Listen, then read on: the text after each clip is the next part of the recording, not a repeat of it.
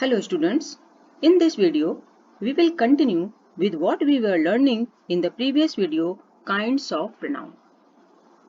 Demonstrative pronoun, interrogative pronoun, distributive pronoun, reciprocal pronoun, indefinite pronoun, relative pronoun. Demonstrative pronoun. It points out or demonstrates persons or things. This, that, these, those, one, same, etc. are demonstrative pronoun. जिस pronoun का use व्यक्तियों या वस्तुओं को सूचित, इंगित या निर्देशित करने के लिए किया जाता है उसे डिमॉन्स्ट्रेटिव प्रनाउन कहा जाता है. Look at these sentences. This is an apple. That is a mango. These are apples. Those are mangoes. In sentences में हम देखते हैं कि this, that, these, those का यूज वस्तुओं को पॉइंट आउट करने के लिए किया गया है. दिस और these का प्रयोग नजदीक की वस्तुओं को सूचित करने के लिए किया जाता है.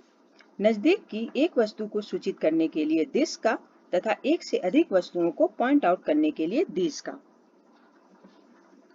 That और those का यूज दूर की वस्तु को पॉइंट आउट करने के लिए किया जाता है.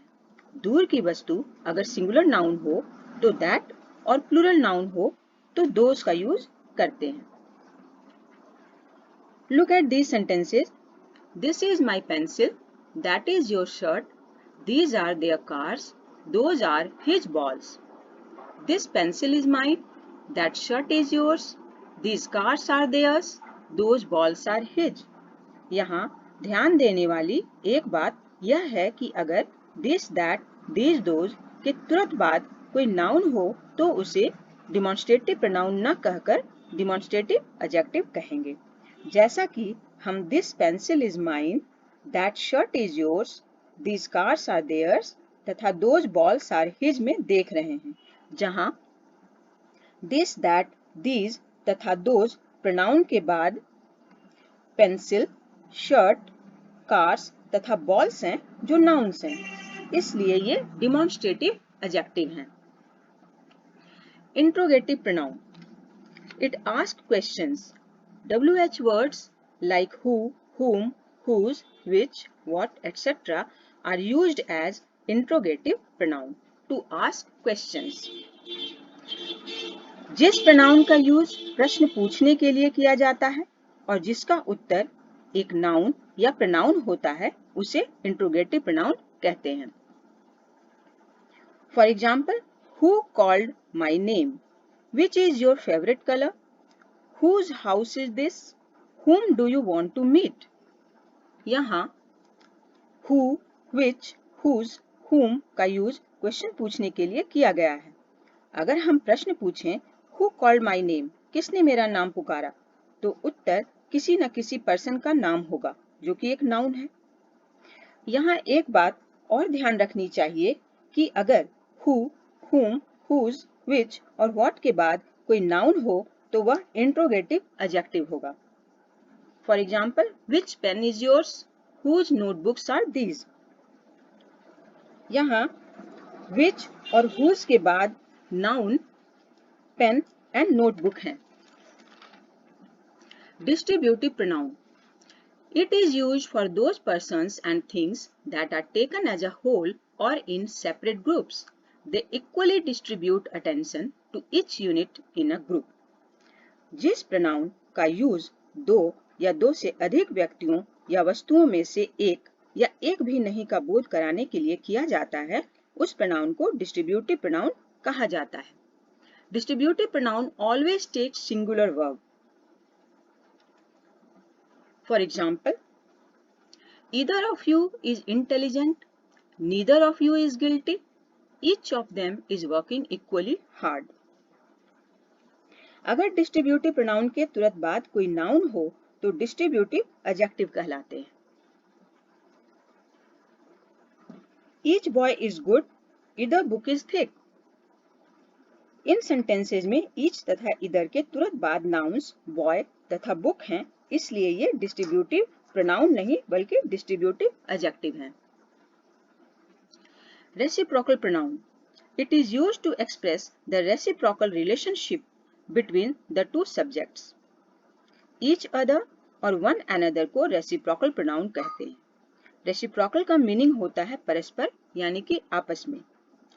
For example, they looked at each other, उन्होंने एक दूसरे को देखा। We should help one another in time of need, जरूरत के समय हमें एक दूसरे की मदद करनी चाहिए। ईच अदर का प्रयोग दो के बीच होता है। वन अनदर का प्रयोग तीन या उससे अधिक लोगों के बीच होता है। Indefinite pronoun. It is used to refer to persons or things in a general way. Here, the number of persons and things may not be known. जिस pronoun से किसी निश्चित व्यक्ति या वस्तु का बोध नहीं होता है वह indefinite pronoun कहलाता है। For example, nothing is impossible.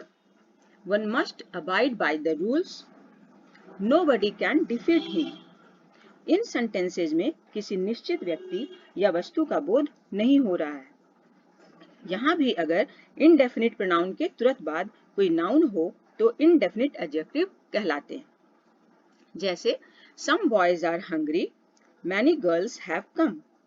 यहाँ सम तथा मैनी के बाद नाउन बॉयज तथा गर्ल्स आए हैं, इसलिए ये इनडेफिनिट प्रोनाउन नहीं बल्कि इनडेफिनिट एडजेक्टिव है। Relative pronoun. It joins sentences and introduces noun clause and relative clause in a sentence. For example, the boy who lives nearby is injured. वह सर्वनाम जो वाक्य में उससे पहले आई हुई संज्ञा से संबंध बताता है या बाद में आने वाले दूसरे वाक्य से जोड़ते हैं, रिलेटिव प्रोनाउन कहलाते हैं। रिलेटिव प्रोनाउन नाउन की रिपीटिशन से बचाता है। Who, whom, whose, which और that relative pronoun हैं। But to understand the role of relative pronoun properly, you should try to understand what is antecedent and how important it is in the use of relative pronoun. Antecedent. The noun for which relative pronoun is used in a sentence is called antecedent. वह संज्ञा जिसके लिए वाक्य में relative pronoun का use हुआ है antecedent कहलाता है। For example, I found the pen that I had lost. Here, pen is the noun for which that pronoun is used. Hence, pen is the antecedent. इस वाक्य में pen noun है जिसके लिए that pronoun का use हुआ है, इसलिए pen antecedent है। Antecedent की पोजीशन रिलेटिव प्रोनाउन के सबसे नजदीक होती है। Examples of relative pronoun. This is a girl, she danced. In sentences को हम relative pronoun से इस प्रकार जोड़ सकते हैं। This is the girl who danced. These are the boys, they did this work. These are the boys who did this work. This is a car, I bought it. This is the car that I bought. वाक्य में relative pronoun के पहले किसी न किसी noun या pronoun का होना आवश्यक होता है। relative pronoun से जुड़े नाउन के पहले साधारणतः आर्टिकल द का प्रयोग किया जाता है। जैसा कि इन सेंटेंसेज में हम देख रहे हैं कि relative pronoun who के पहले नाउन गर्ल है तथा गर्ल के पहले आर्टिकल द लगा हुआ है। इसी तरह सेकंड तथा थर्ड सेंटेंसेज में भी relative pronoun who तथा that के पहले nouns boys तथा car हैं तथा उसके पहले आर्टिकल द लगा हुआ है। Use of relative pronoun. Who is normally used to refer to persons only but can be used for animals as well. For example, she is the teacher who teaches us English. The dog who was lame died yesterday. First sentence में relative pronoun who का use person के लिए तथा second sentence में animal के लिए हुआ है। Which or what is used for relating a thing. For example, this is the book which I was searching for. This is what I wanted to caution you about. Whose, the possessive form of who, is used to refer to persons animals, and also non-living things, as we see in these examples. The man whose wallet was lost asked for some money. The horse whose leg was injured was limping. The house whose roof was leaking has been repaired. That can be used for relating both person as well as thing. For example, I read anything that interests me. Here, anything is non-living. Radha is the girl that I was speaking of. Here, Radha is a person. So, that can be used to refer both persons and things. Whom has a limited use only. It is used in formal written English. Normally, in modern English, it is replaced by who. However, it can also be replaced by that except after a preposition. He is the man about whom we were speaking. He is the man that we were speaking about.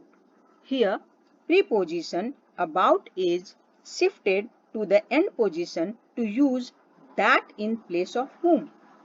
The man whom they caught was not a thief, or the man who they caught was not a thief. यहाँ whom को who से replace किया गया है. I hope you have watched all the videos and understood pronoun and its kind. If you haven't subscribed our channel, please subscribe our channel and continue learning.